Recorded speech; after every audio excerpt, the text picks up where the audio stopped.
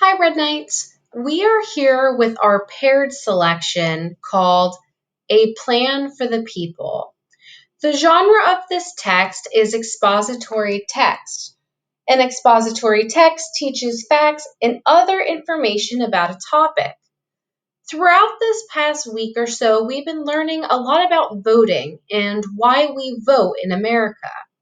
We're going to use this paired selection to compare texts.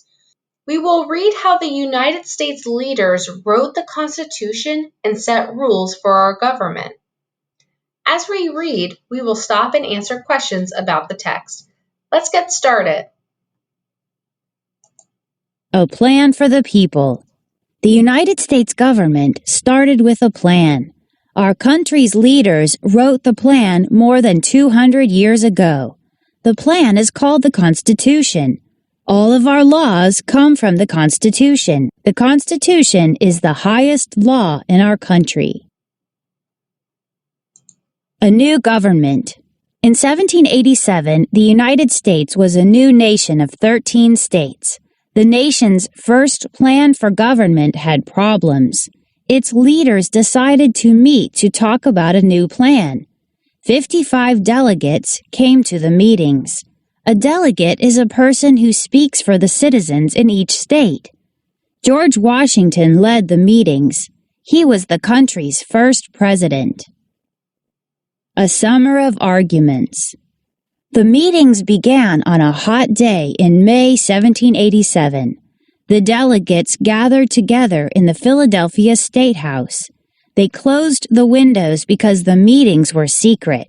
It was hot in the State House. When they opened the windows to cool off, bugs flew in. The delegates argued all summer in the hot, buggy rooms. Making a new plan for government was not easy or fun. In this section of the text, it talks about where the delegates met and what it was like in the Philadelphia State House. How does the text describe the Philadelphia State House?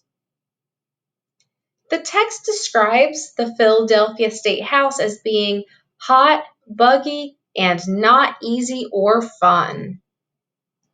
What do these details tell you about the delegates? The details tell you that the people were dedicated to completing their work, even under such miserable conditions. Some delegates wanted one person to run the new government. Others thought a group should be in charge. They all agreed on one thing. A group should make laws for the country. But they disagreed on how to pick these leaders. The famous inventor and statesman Benjamin Franklin attended the meetings. He wondered how the group could ever make any decisions. Ben Franklin worried that the delegates would never agree. In the bottom part of this paragraph, it talks about a man named Benjamin Franklin. It calls him an inventor. An inventor is a person who makes something that no one else has made before. Let's continue reading to learn more about these delegates and the plans that they made for our government. Making a plan. The delegates wrote their plan and called it the United States Constitution. The Constitution was only a few pages long, but it was full of big ideas. The Constitution shows how our government works. It says that people are in charge of the government. People vote to pick their leaders. These leaders run the government for the people. A government that's fair to all. The delegates planning the Constitution met for 4 months. They thought the Constitution was a good plan, but not all delegates signed in on September 15, 1787. Some of them wanted to make sure the government protected people's rights too. A right is something you are allowed to have or do. In 1791, Congress changed the Constitution to protect the rights of American citizens. One right allows people to speak freely. These changes were called the Bill of Rights. After many months, leaders agreed on a U.S. Constitution. Under the heading A Government That's Fair to All, it talks about the delegates not wanting to sign the U.S. Constitution all at one time. Why didn't they all want to sign the Constitution all at once? And what had to happen first? Some delegates would not sign because they wanted a Bill of Rights in place first. The Bill of Rights is a document that protects the people. A lot has changed since 1787. Our country is a lot bigger. There are 50 states now. The Constitution has been changed many times, too. But one thing has not changed. The Constitution is still the plan for our government. Rights for Children. In 1959, many countries signed a Declaration of the Rights of the Child. Here are some of those rights. Children should grow up free. Children should get an education. Children should have the chance to play. What other rights should children have? This chart shows one class's ideas. Each student voted. What rights should children have? Be safe from bullies. Own a pet. Play safely. Go to school. Number of votes. Take a look at the graph on this page.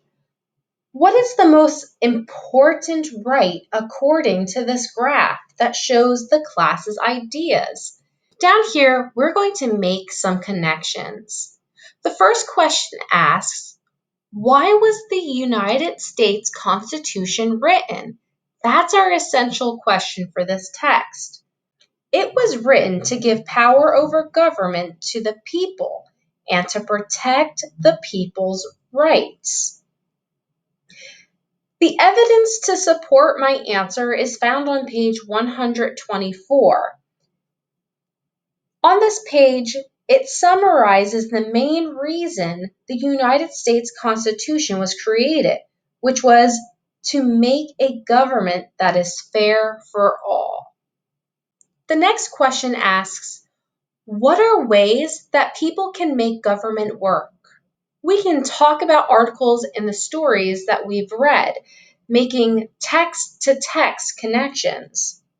In our first story, the shared read Every Vote Counts, we learned about ways to teach kids about voting early so that by the time they get old enough to vote, they know how to vote and why it's important.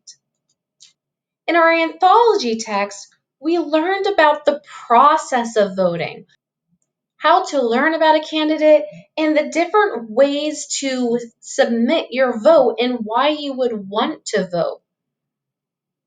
Finally, in this text, A Plan for the People, we learned the history of voting and how we got the right to make decisions to select our leaders and laws.